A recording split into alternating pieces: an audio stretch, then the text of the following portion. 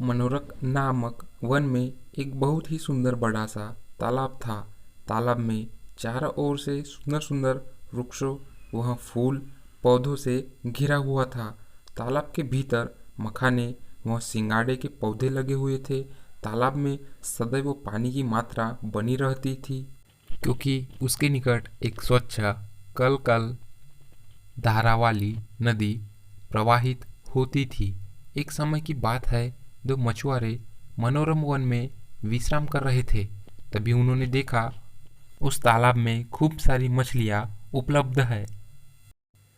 दोनों मछुआरे आश्चर्यचकित होकर विचार विमर्श करते हुए कहते हैं, हमें आज तक इस तालाब का पता क्यों नहीं चला? काफी समय हो गया था, संध्या हो चुकी थी, इसीलिए दोनों आपस में बात करते हुए वहां से लौट गए कि कल आकर यहाँ पर जाल बिछाया जाएगा।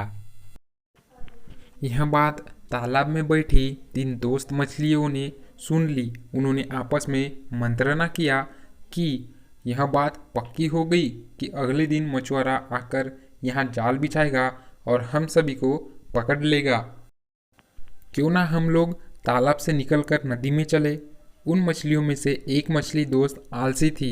उसने बात को स्वीकार नहीं किया और कहा कि मैं जब मछुआरे आएंगे तब मैं कहीं छुप जाऊंगी।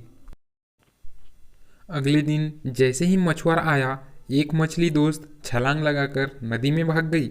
आलसी मछली और एक मित्र भी उन सभी मछलियों के साथ जाल में पकड़ गई। किंतु जैसे ही मछुआरा जाल समेटने के लिए आगे बढ़ा तो समझदार मछली ने मरे हुए होने का झूठ स्वांग नाटक किया। मछुआरे ने मरा हुआ समझकर उस मछली को निकालकर फेंक दिया। वह मछली अपनी समझदारी का प्रयोग करते हुए उछलकर नदी में भाग गई।